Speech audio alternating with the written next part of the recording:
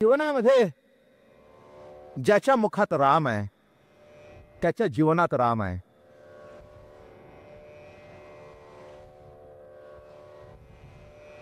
ज्याला राम कळला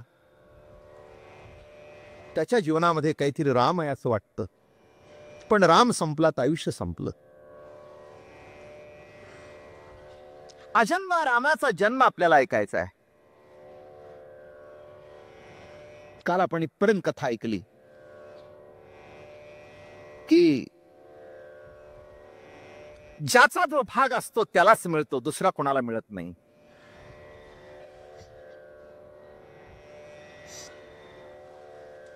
जीवनामध्ये द्वेष मत्सर निर्माण झाला की माणसाला कोणाचंच काही बरं वाटत नाही. कैकेयीच्या मनामध्ये द्वेष होता, मत्सर होता, असूया होत. मी श्रेष्ठ आहे, पहिला भाग मला द्यायला पाहिजे. मला एक कळत नाही पहिला का दुसरा का तिसरा का चौथा. जो ज्याचा भाग आहे तो त्याला मिळतो.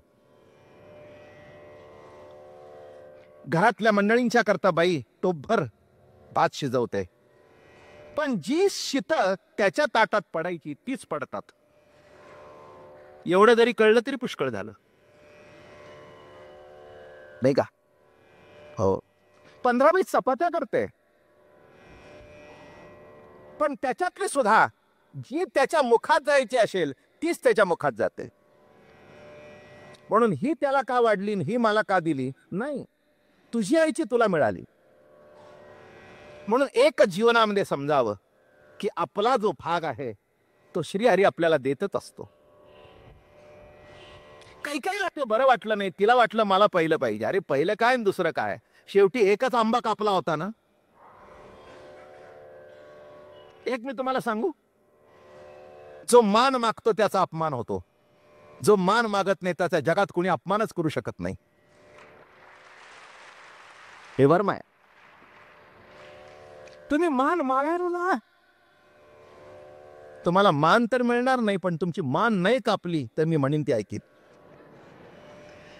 नाही का? हो, मान मागायला जाऊ नये, मागून मिळत नाही. एक सांगू, तुम्ही मान मागायला गेल्यानंतर तुमच्या वाटणीला अपमानच येईल. आणि म्हणून कैकेयीने मान मागितला आणि तिच्या पत्रात अपमान पडला. तो अपमान शेवटपर्यंत तिच्या वाटणीला कायम राहिला. आणि म्हणून इथपर्यंत अशी कथा पुढे सरत सरत सरत नाथ महाराज वर्णन करतायत की मी कथा सांगतोय. ते म्हणाले, ही कथा सांगत असताना माझ्या वाटणीला स्तुती आली आणि निंदा सुद्धा आली. इथपर्यंत काल आपला विषय आला. हे तर घडत असतं. मी तुम्हाला सांगू, तुम्ही काहीतरी चांगलं करायला जा आणि निंदा सुरू होईल. निंदा सुरू झाली की समजावं आपण चांगलं करतोय. म्हणजे दखलपात्र जीवन आहे, दखलपात्र गुन्हा नाही. काय म्हटलं मी? दखलपात्र जीवन आहे. जो चांगलंही करत नाही, जो वाईटही करत नाही, त्याची दखलच कोणी घेत नाही. दोघांची दखल घेतली जाते. एक वाईट करतो त्याची आणि एक चांगलं करतो त्याची. तेव्हा नाथ जेव्हा रामायण लिहू लागले आणि ही कथा सांगितली तेव्हा तिथे कोणीतरी त्यांना विचारलेलं दिसतंय, ऐकोन या कथा श्रवण ज्ञाते म्हणती अप्रमाण, नवेची मुळीचे निरूपण तीही शिवरामायण पहावे. आता बघा माणसं किती किती छाती आहे बघा. नाताना म्हणाले, कथा कुठून आणली? कैकेयीची. हा प्रसाद आणि कुठून आणली? पुढे बसून अडवलं. ते म्हणले, माझ्यावर विश्वास बसत नसेल तर शिवरामायण पाहावे. स्कंद पुसे अगस्ती प्रती शिवभवानी राम जपती, राम कोण तो त्रिजगती यथास्थिती मद सांगा. तो म्हणे, श्रीराम महिमान सांगावयामी अति दीन, जेथ वेदा पडे मौन ते वदावया वदन माझे. जेत सदा शिव स्वये वक्ता मुख्य पार्वती स्वये श्रोता, ते शिवरामायणी कथा संदेहार्था पहावी. अहो, ही जी कथा आहे ही शिव भगवंतानी आणि पार्वतीला सांगितलेले, याच्याकरता शिवरामायण पहा. पण माझ्यावर अविश्वास दाखवू नका. पण लक्षात ठेवा, जीवनाचा हा एक सत्य भाग आहे की तुम्ही चांगलं करायला जा, किती चांगलं करा, पण माणसं अविश्वास दाखवल्याशिवाय राहत नाहीत.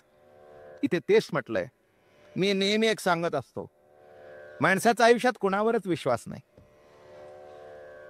बायकोवर नाही, मुलावर नाही, नवऱ्यावर नाही, मालकावर नाही, नोकरावर नाही, आपल्यावर सुद्धा नाही. विश्वास शब्दाची व्याख्या माझी अशी आहे, अविश्वास दाखवता येत नाही म्हणून जो ठेवला जातो त्याचं नाव विश्वास. डेफिनेशन कळली काय? अविश्वास दाखवता येत नाही म्हणून जो ठेवला जातो त्याचं नाव विश्वास. नाही पटणार तुम्हाला लवकर, सांगतो ना. अगं कळलं का, आज आपल्याकडे बाबा महाराज येणार आहेत. जेवण चांगलं कर बर का. म्हणजे काय? क्या बोलण्याचा अर्थ काय? ती म्हणली, हो बाबा महाराज आपल्या घरी येणार आहेत, तुमचे गुरु माझे गुरु, आणि मी काय वाईट? अगं पण मी तुला सांगितलं ना, म्हणजेच अविश्वास ना. आता काय कळतंय का नाही तुम्हाला? आता गेली जी 25 वर्ष तुम्हाला जीव घालतोय, तिला काय सांगायची गरज आहे का स्वयंपाक चांगला कर? नाही, बाबा महाराज येणार म्हणून मुद्दाम काय वाईट करणार आहे का? मुलाजवळ बँकेत भरायला पैसे दिले ना, निवांत द्या की, नीट भरल्यावर का? हा, अरे नीट भर सांगायची गरज काय? कारण का इकडे तिकडे बघ. अविश्वास काय जीवनाचं घटना आहे बघा. चांगलं कुटुंब असेल तर सोडून द्या, पण बोटच्या कुळ्याला असं होतं, नवऱ्याच्या कमरेला चावे असतात. बायको म्हणते 100 रुपये पाहिजेत. हा, एका पट घेऊन 100 घे. 100 घे बर का. अनुभवी बरेच दिसत आहेत.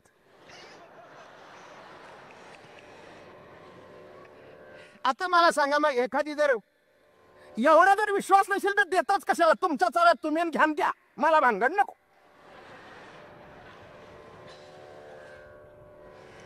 तुम्हाला तर अविश्वासाची कथाच सांगतो. मुलगा फी मागायला आला, बाबा 200 रुपये. 200 रुपयात का किती आहे? अरे त्याच्याकरता कमवून ठेवता त्याच्यावर अविश्वास. किती अविश्वास. जीवन म्हणजे आपण विश्वास म्हणतो, पण अविश्वासा व्यतिरिक्त दुसरं काही नाही आहे. तुम्ही बँकेत गेलाय कधी? आता हाच लॉकर बंद करतो, दरवाजापर्यंत जाऊन पुन्हा परत येतो. स्वतःवर किती अविश्वास. नाही लक्ष नाही, म्हणजे दुसऱ्यावर विश्वास जाऊ द्या, स्वतःवर तरी आहे का? हा, कपाट लावताना सुद्धा बघा, घरी आपण बाहेर पडताना गोदरेजचं कपाट असतं ते लावतो, चावी वर लावतो. म्हणजे आता यांनीच लावलंय. पुन्हा जातो पुन्हा परत होतो. नाही म्हणलं बघून येतो. मी म्हटलं तुझ्यावर विश्वास नाही.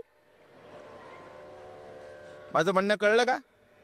जीवन म्हणजे सर्व अविश्वासावर भरलेलं आहे, पण त्या अविश्वासाचं नाव आम्ही ठेवतो विश्वास.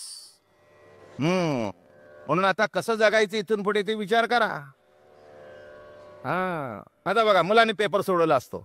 काय रे, कसा काय पेपर गेला? चांगला गेला की? खरंच ना? बरं, आता खोटं असेल तर काय करणार आहेस? जाऊन लिहिणार आहेस? बसणार. पण माणसाला गप्प बसवत नाही काय? म्हणून मला त्या विश्वास शब्द कधीच पटला नाही. पण एक शब्द पटला, श्रद्धा.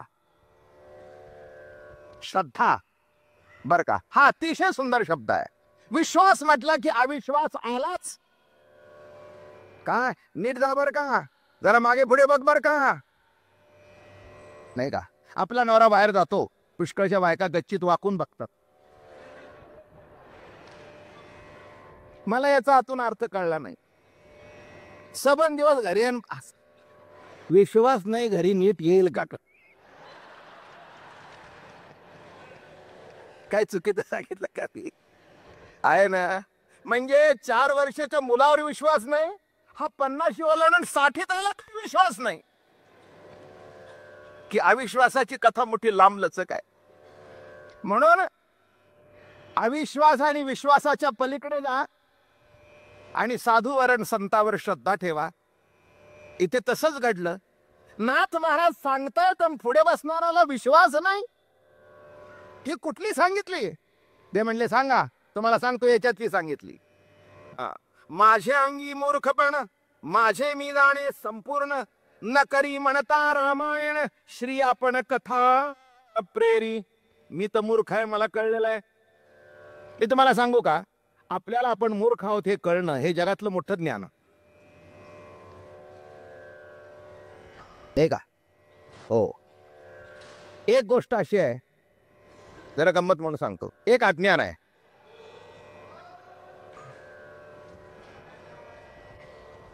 जरा बघा रे बाबा, मागे दुचितपणे येता जाता राम तत्वता कथा वदवी, माझ्या मुखातून प्रत्यक्ष राम कथा वदवीत आहे. हे कोण सांगतायत? नाथ बाबा सांगतायत. आता त्यांच्या मुखातून जर कथा राम वदवीत आहे तर आहे ते वाक्य सत्य आहे. ही श्रद्धा ठेवूनच कथा ऐका, तरच रामाचा जन्म तुमच्यात होईल. एवढंच सांगतो आणि पुढे चालतो. आणि काल इथे आलो आपण की नाथ महाराज म्हणाले कसं घडलं? निंदा म्हणजे परमामृत. के वैशिष्ट्यपूर्ण सांगतायत की माणसाला नाव लौकिक प्राप्त झाला की निंदा त्याच्या वाटणीला येते. हा जीवनाचा एक भाग आहे, ते तुम्ही गृहीत धरून चाला बर का? हो, स्तुती आली की निंदा, काल सांगितलं मी तुम्हाला. पण नाथ महाराज म्हणाले ही निंदा सुद्धा बरी आहे म्हणले. तुकाराम महाराज म्हणाले निंदकाचे घर असावे शेजारी, कारण का तो माझ्या चुकीवर टपलेला आहे आणि त्याच्यामुळे मी सावध राहतो. असं करत करत करत करत करत आता कथा कुठे आली? तिघी राण्यांना दिवस गेले आणि पद्धत अशी आहे की डोहाळे लागतात स्त्रियांना. अलीकडे काय घडतं मला माहिती नाही, पण बायकोला डोहाळे लागल्यानंतर तिला नवऱ्याने विचारायचं असतं तुला काय खावंसं वाटतं? इडली सांबार, खमण ढोकळा, रसमलाई, का भिंत चाटाविषयी वाटते?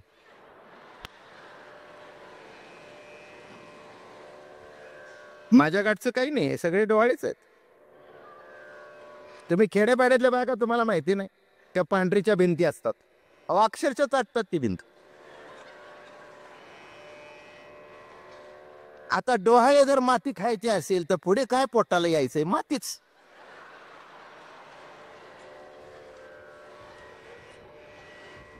आता हे डोहाळे म्हटल्यानंतर असाच आहे, विषय असाच येणार आहे. तर त्याला माझाही नाईलाज आहे. तुम्ही डोहाळे आता तिघीचे ऐका म्हणजे तुम्हाला कळेल काय डोहाळ्याचं महत्व आहे बरं का? आपल्याकडे बायकांना चिंच खावीशी वाटते, काय मोठी गंमत आहे बघा. नाहीतर उगीच लोणचं खात बसतात. बस असं म्हणते लोणचं खातेस, काही गडबड नाही ना? असली की समजावं भानगड झाली.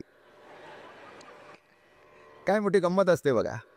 मग ज्याचे त्याला डोहाळे लागतात. वशिष्ठ म्हणे पुढील कथा अनुसंधान केलिया पिंड प्राशन, तिघी जणी सुख संपन्न गर्भ समाधान तिघीसी. वशिष्ठ म्हणे रायासी धर्म मर्यादा आहे ऐसी, डोहाळे पुसावे स्त्रियासी, मागती त्यासी ते द्यावे. पण फरक इतका आहे, आताच्या बायकांना डोहाळे पुसावेच लागत नाहीत. त्या स्वतंत्र असतात, कमवत्या असतात, हॉटेलात जाऊन स्वतःच वाटेल ते खातात. तेव्हा सध्याच्या काळामध्ये नवऱ्याने डोहाळे पुरवण्याचा प्रश्न येत नाही. म्हणून इथे एकानेही पुरवलेला मला नाही वाटत. एक तरी हात वर करा की बायको तर डोहाळे पूर्ण करा. एकही करत नाही बघा.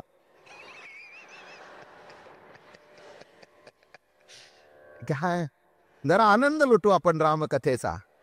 हे सगळी घरगुती कथा आहे महाराज. रामायण फार सुंदर आहे, ही बाकीची रामायण उत्कृष्टच आहेत, पण नाथांचं रामायण म्हणजे नाथांचं रामायण आहे. नाथ हा संसारामध्ये रमलेला माणूस आहे बरं का? संसार काय आहे, निंदा काय आहे, स्तुती काय आहे, सच्शील बायको मिळणं म्हणजे काय आहे, आणि एवढं असून मुलांनी विरोध करणं म्हणजे काय, हे सगळं नाथांना माहिती आहे. तेव्हा म्हटलं कसं लिहिलंय बघा. पण कसं होतं पूर्वीच्या काळी? वशिष्ठांनी सांगितलं, गुरु आज्ञेशिवाय काहीही करत नव्हते. वशिष्ठांनी सांगितलं बायकांना जाऊन डोहाळे विचार. श्रीवंदोनी गुरुवाक्यासी राजा निघाला वेयसी आला कैकई जे भुवन भुवनासी अति उल्हासी पुत्रार्थ. आता बघा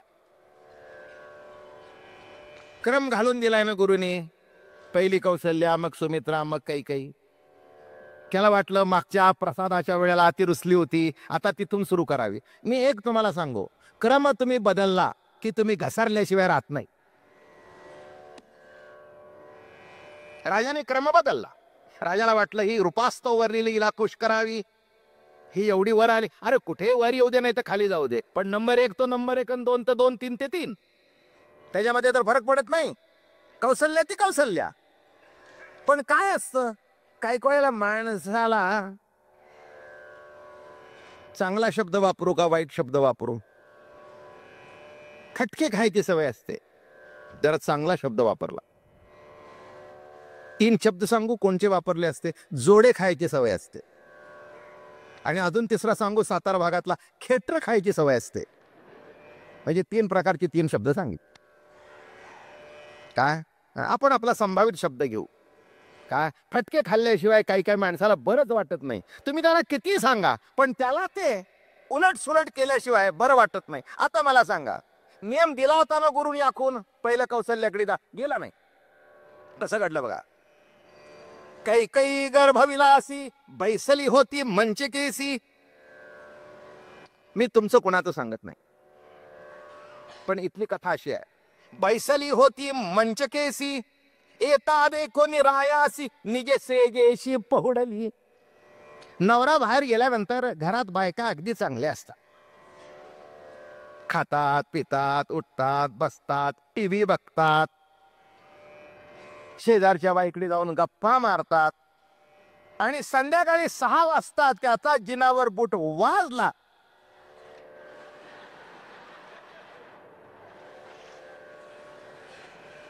इथे तशा कोणी नाहीत म्हणून सांगतो. तुम्ही तसं उगीच मनाला लावून घेऊ नका.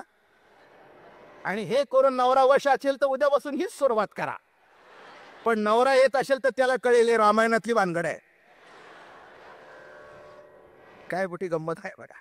चांगलं असतं अशा. अहो मी तुम्हाला आश्चर्य सांगितलं, मी आता हजारो नाही लाखो माणसाचा संबंध आहे. अशा बायका मी बघितल्या, एरवी घरात चांगली, नवरा नाही म्हटलं 7 दिवस ही बया चांगली होती ना, आता काय मनावर आलं, काय झालं तुला, सकाळपासून डोकं दुखत, मग तू बस मी आणून देतो, झालं. एक लक्षात घ्या थोडस, जाऊ दे. आता हे रामायण आहे बघा, हिला इलाज नाही आहे, ते सगळं तुमची माझी कथा आहे, याच्याशिवाय दुसरं काही नाही.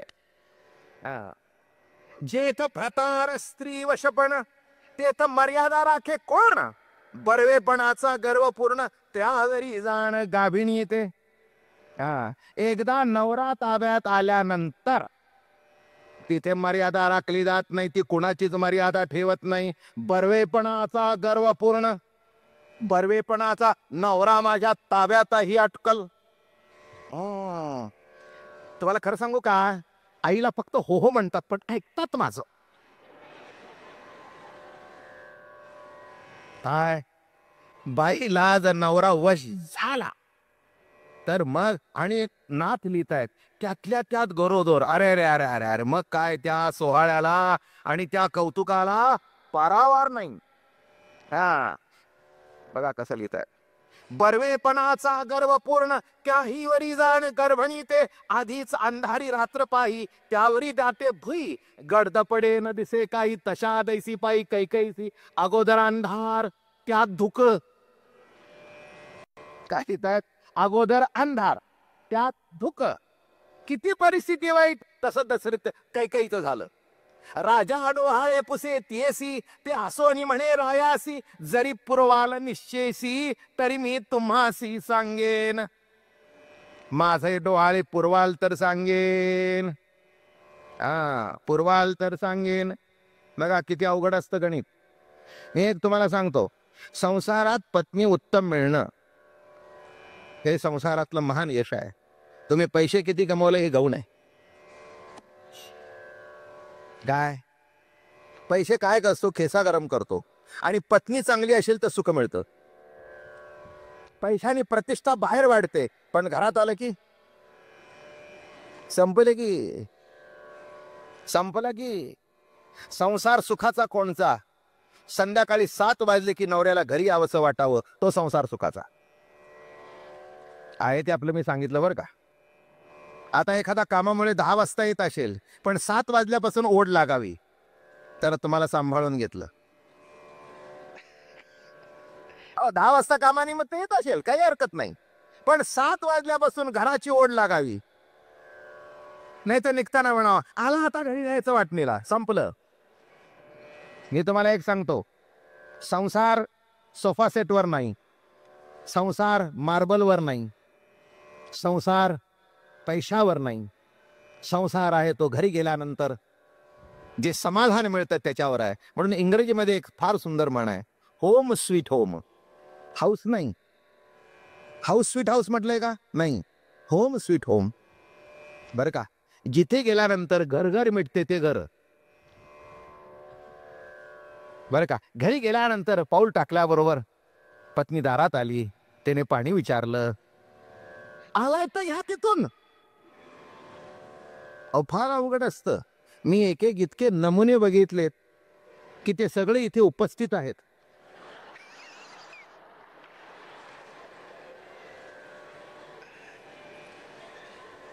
काय मनाला लावून येऊ नका बरं का. उद्या यायचंय ना आपल्याला, 1 महिना ऐकायचंय. पण मला एकच सांगायचंय, एक कैकेयी होण्यापेक्षा कौसल्याहून रामायण ऐकावं. आणि ती जर झाली तर तुमचं जीवन समाधानाचं. नाही तर कैकेयी काय करते ते ऐका आता पुढे. राजा डोहाळे पुसे तियेसी, ते हसोनी म्हणे रायासी, जरी पूर्वाल निश्चयशी तरी मी तुम्हासी सांगेन. राजा बोले अतिप्रीती, तुझी नुलंगे वचनोक्ती, तुझ म्यानेले स्वर्गाप्रती, इंद्रादिका हाती गौरविले, ऐसे मागे तुझे वचन नाही उल्लंघले आपण, आजीचा प्राप्त काळ पूर्ण डोहाळे सुमरण. याच्यावर इतकं सध्याची चरित्र सांगता येतील. आईला डावलेल पण बायकोला डावलायचं नाही. काय आई जर म्हणाली, अरे गोविंदा, अरे मला 2-3च साड्या आहेत बाहेर जायला, आता तुला कोणी बाहेर जायचंय,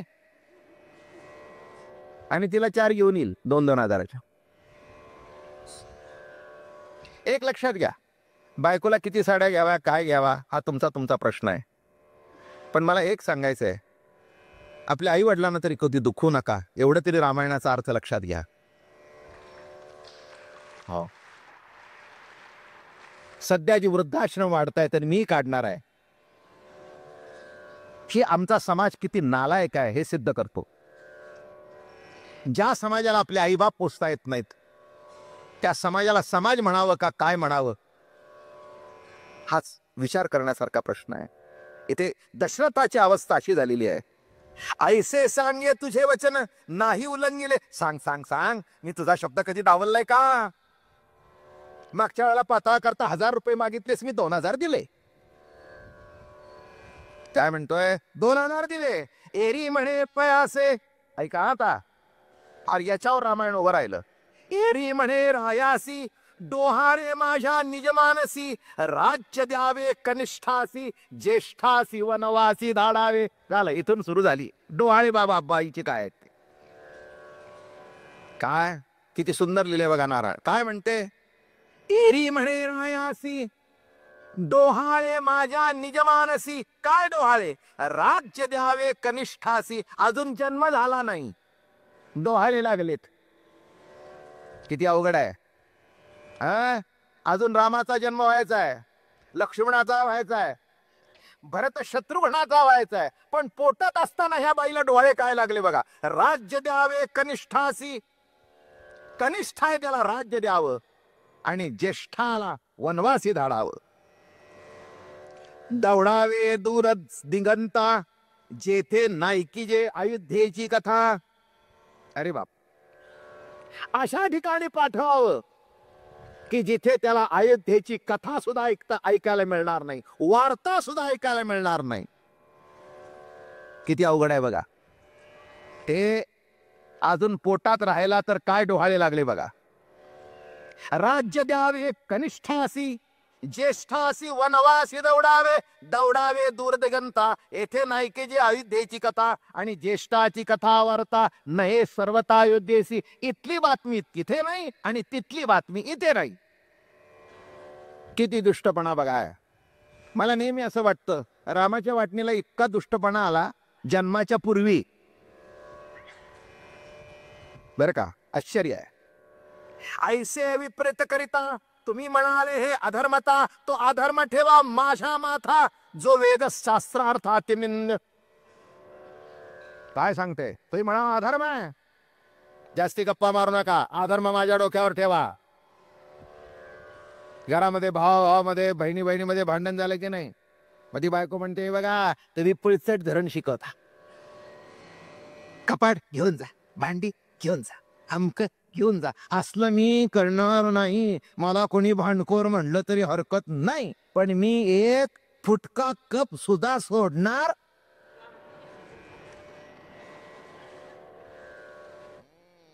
कोणी मला काय म्हणायचं ते म्हणून, पण मी ऐकणार. हा बघा ही कशी म्हणते, तेच म्हणते. तो अधर्म ठेवा माझ्या माथा, जो वेदशास्त्रार्थात निंद, अतिनिंदेची निंद टाटाळी. तो वाजो माझे कपाळी, मज निंदिजे लोक सकळी. न आवडे नव्हाळी डोळ्यांची. आता बघा पोटात राहिल्यावर हे डोहाळीचे, माझी निंदा केली तरी हरकत नाही म्हणून अजूनपर्यंत निंदा चालू आहे. डोहाळेच पोटात ते लागले माणसं तरी तुम्ही आम्ही तरी काय करणार. ऐकोन या तिचे डोहाळे, राजा सर्वांगी कंटाळे. अश्रुपूर्ण झाले डोळे, विवक तात्काळे कंपायमान. डोळ्याला अश्रू लागले. राजाला याचं दुःख का झालं माहितीये, त्याला असं वाटलं अरे काय हिला म्हणावं.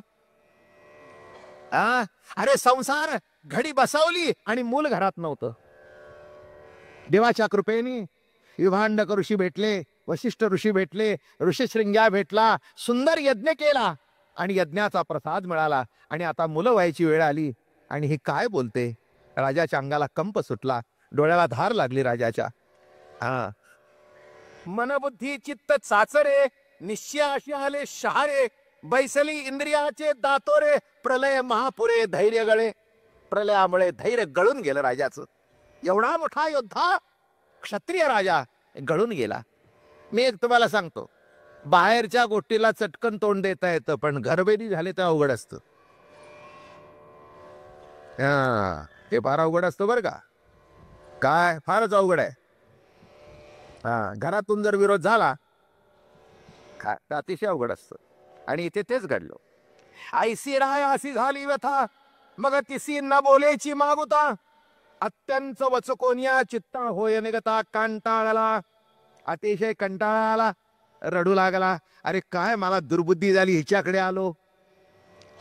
गुरुने क्रम ठरवून दिला होता, कौसल्या सुमित्रा कैकई, पण मला काय बुद्धी झाली आणि हिच्याकडे आलो. याला वाटलं मागची सारवासारव करावी. एक मी तुम्हाला सांगतो, काही काही मंडळी अशी असतात काही सुधारणा होत नाही. हे जीवनाचं एक सत्य आहे ते आहे. एखाद्याला नवरा वाईट मिळतो, एखाद्याला बायको वाईट मिळते, एखाद्याला पोरं वाईट मिळतात. सुधारणा झाली तर समजावं काहीतरी देवाची कृपा झाली, नाही तर मोठा अवघड असतो. आणि हे दुःख पचवणं मोठा अवघड आहे. आला देखो आणि मगर ये सुमित्रीची मंदिरी, तव ते धावणी आली सामोरी. आता सीन बदलला सगळा. हिने आल्याबरोबर अंग टाकून दिलं आणि राजा वैतागून निघाला. जाऊ दे म्हणे, हिच्या घरी नको आता. सुमित्रा परवा सांगितलंय, सद्बुद्धीशी जिचं मित्रत्व ती सुमित्रा.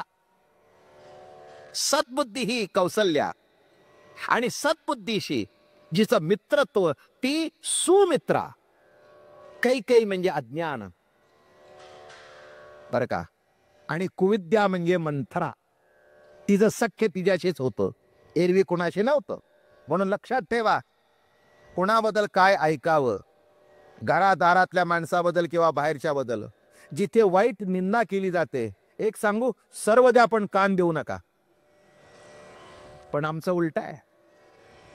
कुणी काही निंदा करायला असं म्हणता तयार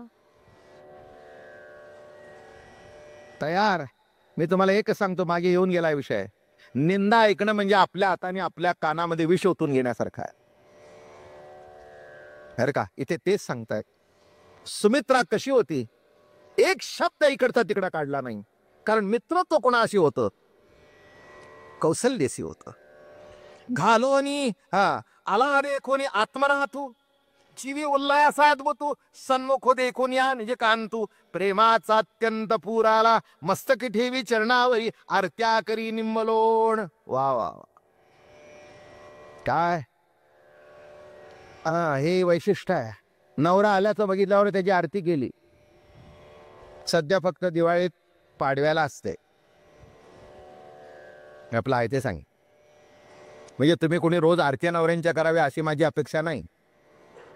पण इथे काय लिहिलंय, राजा दशरथ, आता तो राजा असल्या कारणाने त्याची आरती केली नाही का? हो, आमच्याकडे आरती केव्हा असते? पाडव्याला बायकोची आणि भाऊबीजेला बहिणीची. त्यासाठी आरत्या तशा नसतात. हो, माफ करा, मला रागवायचं नाही.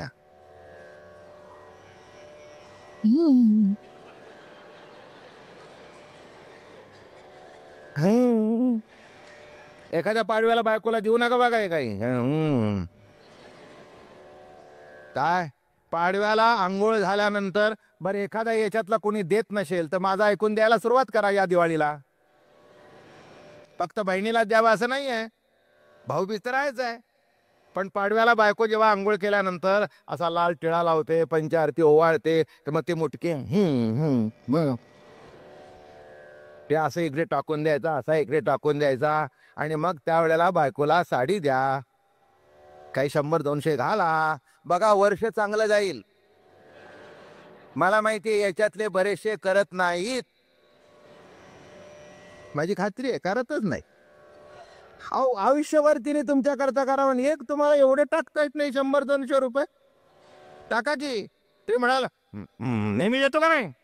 नेहमी देत असला तरी त्या दिवशी देण्याचं महत्व आहे. म्हणून या दिवाळीला माझी आठवण करून बायकोला पाडव्याला ओवाळणी. बायका टाळ्या वाजवतायत, बरं वाटलं त्याला. या कुणी टाळ्या वाजवल्या कळलं का?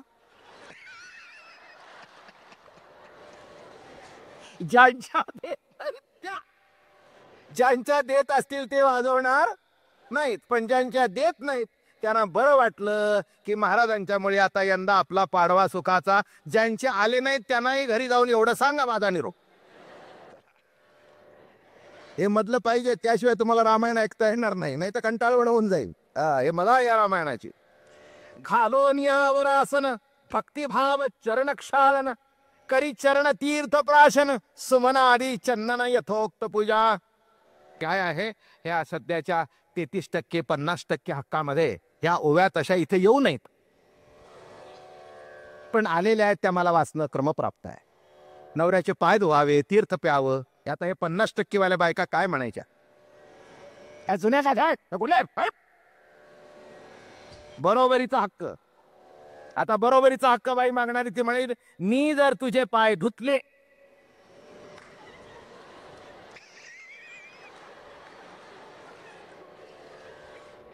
तर तुझ्या खुर्चीवर मी बसणार, तू माझे पाय धु. बर का? तू माझे पाय धु. कळलं का रे रव्या? अलीकडे काही ते अगदी म्हणजे अहो जावं संपलंच. रवींद्र असेल तर रव्या, काय ती त्याला घुसळून काढते आणि याचं नाव रव्या. आता काय करावं, आयुष्य बेकार होऊन जातं सगळं. असं आहे, आता काय करावं. हे रामायण असं आहे बघा, मोठं मजेशीर आहे. शुद्ध सुवास सुमनमा, घाली निज नाथाच्या, जोडलिया करीते कळा, उभविवे लाळ निकटना. काही काही माणसांना आवडणार नाही नवऱ्याची, एवढी नवऱ्याची काय पूजा करायची गरज आहे काय. हे एक काळ असा होता, आणि आपण पतीला देव मानतो ना, शब्द कसा आहे, नवरदेव, हे तरी मान्य करताना त्या दृष्टिकोनातून इतकं रामायण इतकं जरी जमलं नाही तरी थोडा तरी दोघांनी एकमेकाबद्दल आदर ठेवावा. हे दोन्ही बाजूने सांगेन की पत्नीबद्दल आदर असावा, पतीबद्दल आदर असावा आणि दोघांना एकमेकाबद्दल आदर असतो तेव्हा संसार सुखाचा होतो. काय चला पुढे.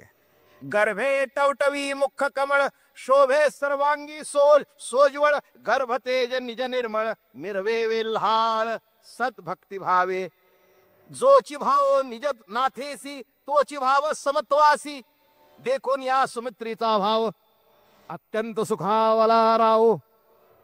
आता राजाला अतिशय बरं वाटलं. हिने पूजा बिजा केलीच नाही, अंग टाकून दिलं बघा. आता पहिला दुसरं तिसरं. राजाला हाताला धरून मंचकावर बसवलं आणि अशी हात जोडून उभी राहिली, चरणावर नजर ठेवून अतिशय प्रेमाने उभी राहिली. संगतीच तशी होती, कौशल्याची संगीत्री होती आणि सुमित्र तिचं नाव होतं. अतिशय प्रेमाची संगती होती. नजर ठेवली. मग त्यावेळेला राजाने सांगितलं, जवळ बसवलं, सुमित्रे बस माझ्या जवळ. हातात हात घेतला आणि सांगितलं, हे बघ अगं, कुलगुरू वशिष्ठाने मला तुझ्याकडे पाठवलं. काय सांगू, तिने वशिष्ठाचं नाव काढलं की कपाळाला आट्या घातल्या आणि वशिष्ठाचं नाव घेतल्याबरोबर हात जोडले, वंदन केलं.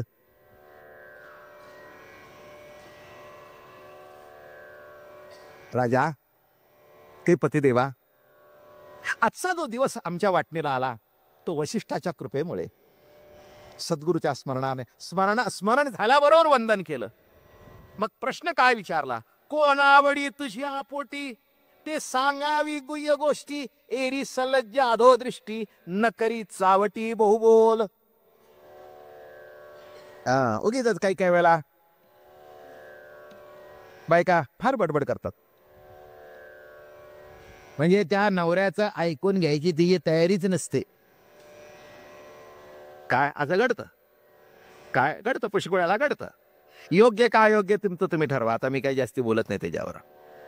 पण काय मागितलं अतिशय उत्कृष्ट. हे जर मागणं ऐकलं तुम्ही तर तुम्हाला कळेल सुमित्रा काय. ज्येष्ठाची ज्येष्ठ सेवा ते मद द्यावी नृपदेवा, हेची आवडी माझी आजीवा सत्य सत्वावा प्रित्यर्थ.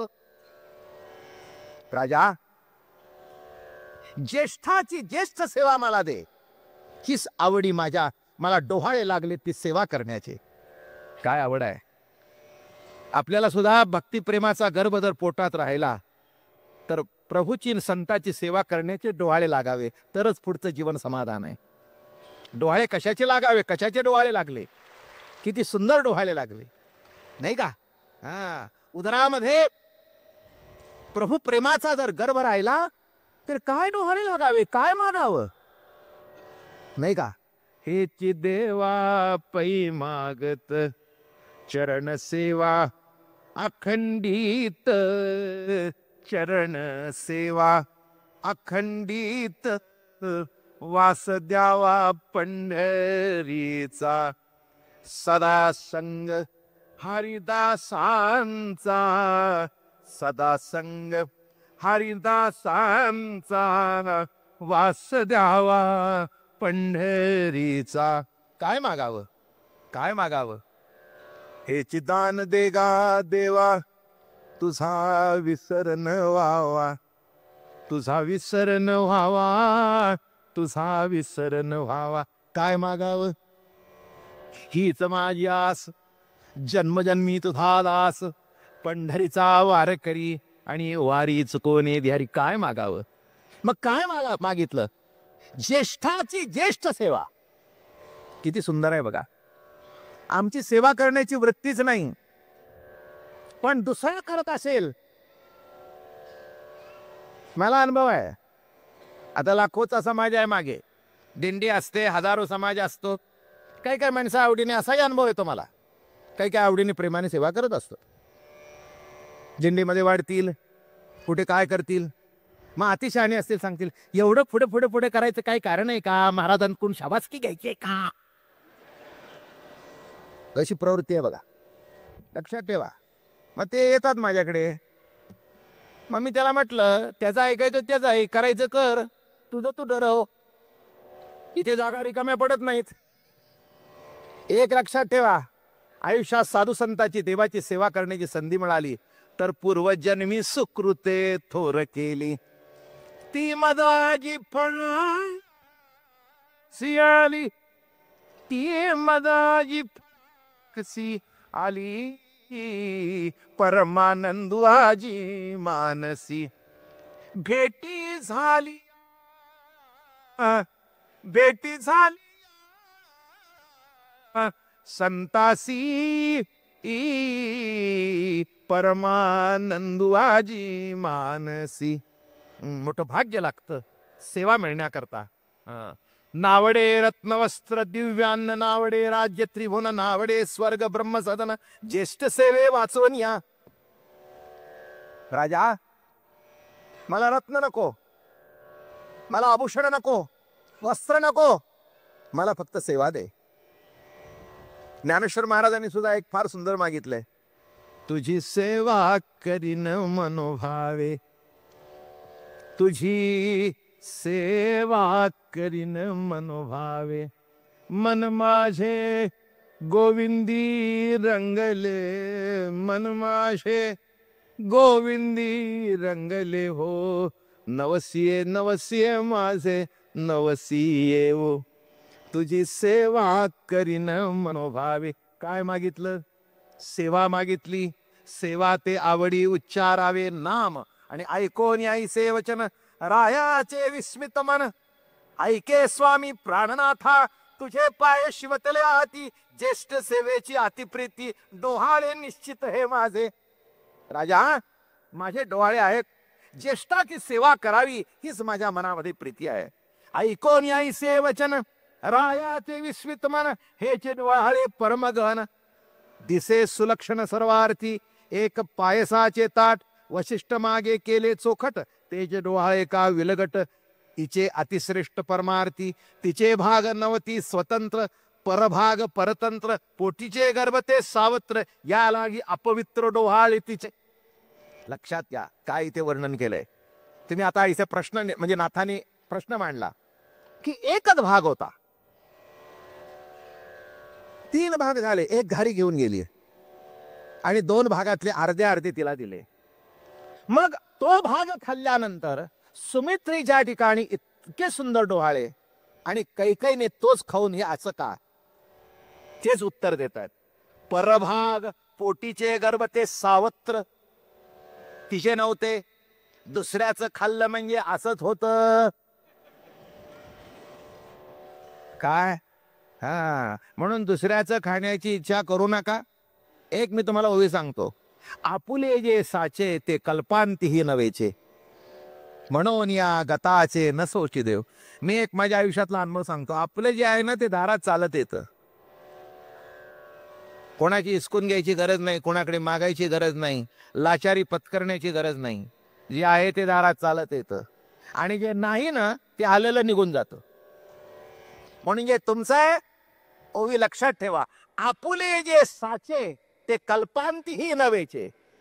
जे तुमचं आहे ते तुमच्याजवळ अखंड येणार आणि ते कोणीही हिसकून घेणार नाही. पण दुसऱ्याचं आलं की ते त्रास दिल्याशिवाय राहणार. आणि हेच उत्तर, तोच प्रसाद पण कैकईला का त्रास झाला आणि ती सुमित्रेला आनंद का झाला. तिचे मागे नवती स्वतंत्र, परभाग परतंत्र, सावत्र छळी ती मातेसी, शनी लाता हाणे छायेसी, ठाऊक पडता सूर्यासी, तू माता नवेसी सर्वता. तैसे सावत्र गर्भतीयसी, या लागी डोहाळे अधर्मासी, निंद्य वंद्य निंद्य व्हावे म्या जगासी. डोहाळे, आता काय म्हणली, डोहाळे काय लागले कळलं का. सगळ्या जगाने दोष माझ्या डोक्यावर ठेवू देत. काय डोहाळे, माझी निंदा करू देत. अरे काय डोहाळे आहेत, पण हिला लागले.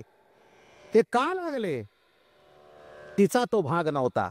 म्हणून दुसऱ्याच्या भागाची अपेक्षा करू नका. जे तुमचं आहे ते तुमच्या दारात चालत येईल आणि इतकं समाधान देईल, इतकं समाधान देईल की आनंद देईल. सुमित्र भाग स्वतंत्र, या लागी डोहाळे अतिपवित्र, रायाचे निवाले जिवार, हर्ष निर्भर तो झाला मग उठोन या उल्हासेसी. सुमित्रा आळंगी हृदयासी, जे जे डोहाळे निजमानसी ते पावसी. मदनुग्रे नाना अलंकार भूषण राजा त्यागी वाळून तिसी करोनिया लिंबलोन बिभे देदान गजवस्ती. तिला जवळ घेतली, तिला सांगितलं, सुमित्रे काय तुझे डोहाळे. आणि राजाला असं वाटलं काय करावं आता हिला, अरे ज्येष्ठाची सेवा मागते.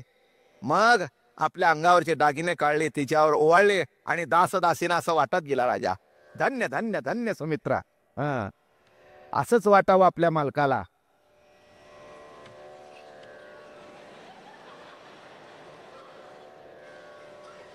माझं न बोलणं सुद्धा पुष्कळ बोलून गेलं ना.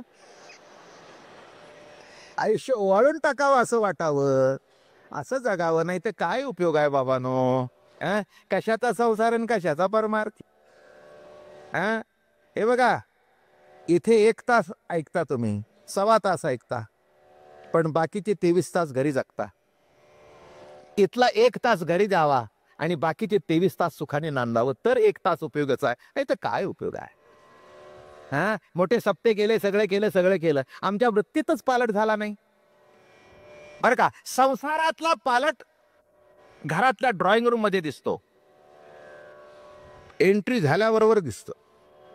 पाय पुसणं, लादी बसण्याचं किंवा काहीच नाही, सतरंजी चटई खोलीमध्ये किंवा रूम मध्ये किंवा हॉलमध्ये. आणि चित्तातला पालट, एक सांगू, घरातला पालट जगाला दिसतो आणि आपल्यातला पालट आपल्याला कळतो. आपल्यात काय पालट झाला, म्हणून जगातला पालट झाला तो लोक म्हणतील वा बाबा, काही नाही, दोन्हीपैकी काहीतरी एक म्हणतील. पण आपल्या वृत्तीत जर पालट झाला तर माझी खात्री आहे तेच तुम्हाला शेवटी समाधान देईल. आणि म्हणून आपली वृत्ती चोख ठेवावी कौशल्यासारखी. यश आपल्या पदरात आहे, जीवनातलं यश आपल्या पदरात आहे. आता श्रेष्ठ रायाची राणी कौसल्य धर्मपत्नी, ते जन समाये त्रिभुवनी, ते गर्भदानी श्रीरामू. जो त्रिभुवनी न समाये गान, तो भावार्थी साठवे आपण. सद्भावधार्या संपूर्ण ब्रह्म परिपूर्ण हृदयाकाशी. तेथून राजा तत्क्षणी उत्कंठा कौसल्या दर्शनी. भुवन न देखे निज पत्नी, न देखे शैनी पर्यंकी. हा भाग उद्या सांगेन कौशल्याचा, आणि परवा राम जन्म करू. बर का, अनेक माणसांनी राम जन्म फार थाटात करण्याची इच्छा प्रगट केलेली आहे.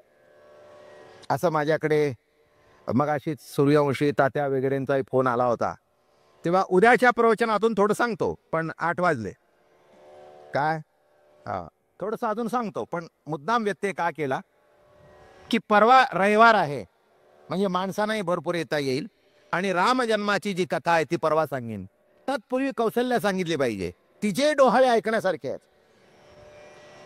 बरं का, आता हे वैशिष्ट्य लक्षात घ्या. कैकेयीचे असे, सुमित्रेचे जर असे, तर कौशल्याचे कसे नाही का. जिच्या उदरामध्ये राम आहे तिचे डोहाळे सुद्धा काही साधे सुधे नाहीत, ती तशीच होती. लक्षात घ्या, तुमच्या माझ्या उदरात राम राहिला तर काय होईल. आणि तो उदरात राहावा एवढ्या करताही कटपट आहे. आमची कशा करता कटपट आहे नाही का. का एवढं या लोकांना खटपट करून एवढा हॉल बुकिंग, एवढा सगळा खर्च काय नडलंय. नडले एकच, बर का, सध्या सगळ्याच्या पोटी रावण आहेत. दुःख आहे, जीवनाची व्यथा आहे. तो रावण बाजूला पडावा आणि राम पोटात यावा. तर राम पोटात येत असताना, पोटात गर्भ राहिला असताना काय कौशल्याला डोहाळे लागले ते ऐकूया. तेथून राजा तत्क्षणी सुमित्राला भेटल्यानंतर राजाला मोठा उल्हास वाटला, आनंद वाटला. बस बस म्हणाला, आता सगळं जरा नीट लागलेला आहे नीला. जाऊ द्या म्हणला, ती काही काही अशीच आहे, पहिल्यापासून अशीच आहे. आपण तिच्या रूपावर भाळलो, पण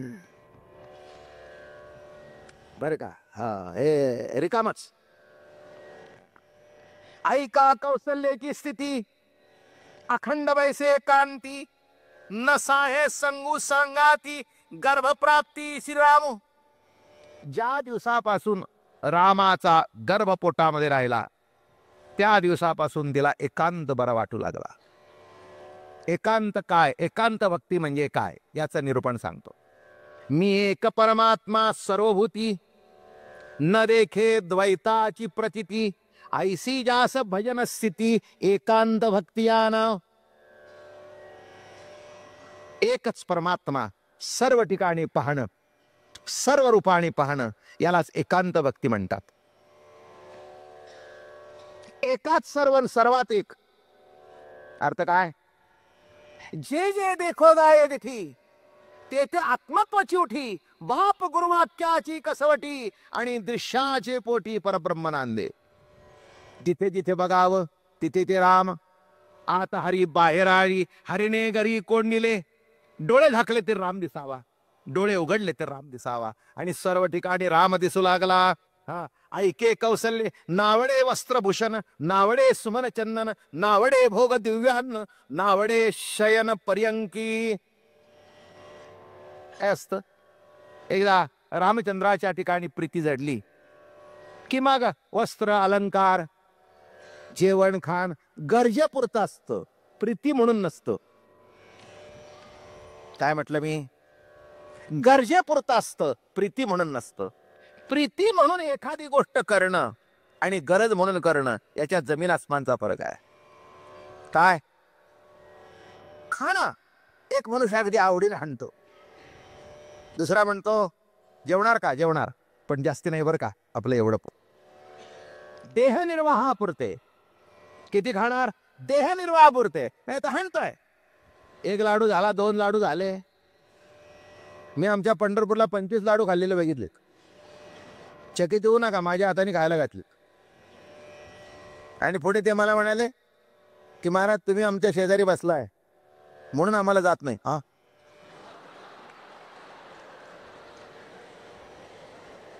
तुम्ही आमच्या शेजारी बसलाय म्हणून आम्हाला जात नाही. मी म्हटलं असं का?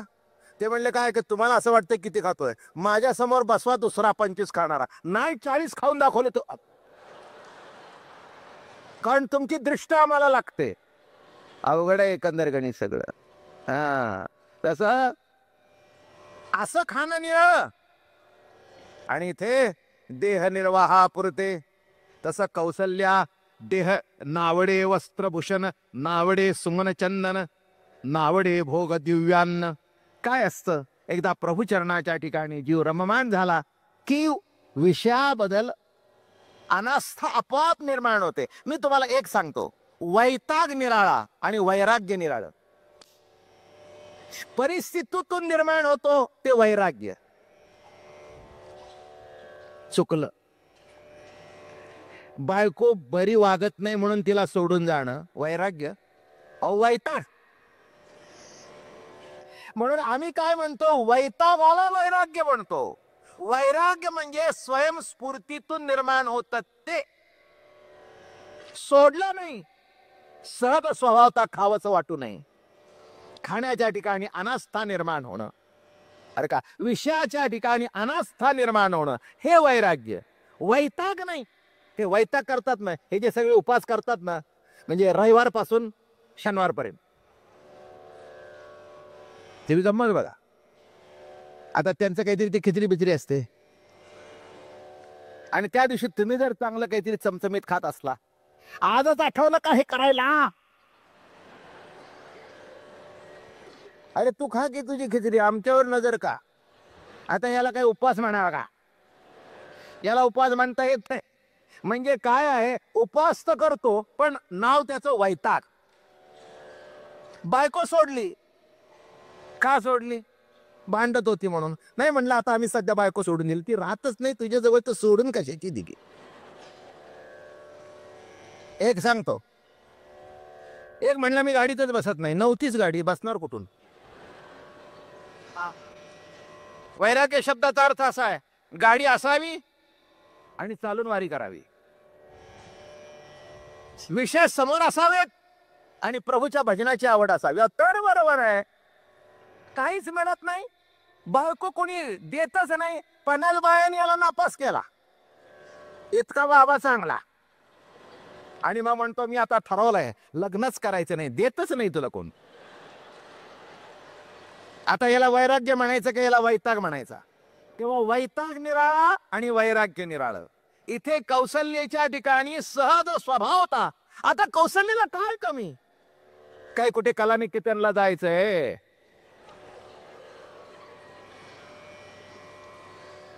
हे एवढंच एक नाव माझ्या तोंडावर आलं. काय तिथे जाऊन काय साड्या आणायच्यात? नाही तर ते काय बरेच आहेत सध्या, काय मला लक्षातच येत नाही काय. आमच्या घरातली मंडळी तिथेच जात होती पूर्वीच्या काळी. आणि एकदा मी पण गेलो होतो, पण ती एक साडी जवळजवळ 2 तास खरेदी न झाल्यामुळे मी पुन्हा काही गेलो. तुम्हाला हे ऐकून बरं वाटलं ना? म्हणजे तेवढं करता तुम्ही सांगितलं, असं घडलेलं नव्हतंच. मला समाजाची नाडी बरोबर माहिती आहे की तुम्हाला काय ऐकलं म्हणजे बरं वाटतं. शेवटी काय बरं वाटावं एवढंच तर हेतू आहे. चला, देही निर्लोभ लक्षण हेची वैराग्याचे दृढ दारुण. वेळ संपला. देहाच्या ठिकाणी निर्लोभता असणं हेच वैराग्य. उद्या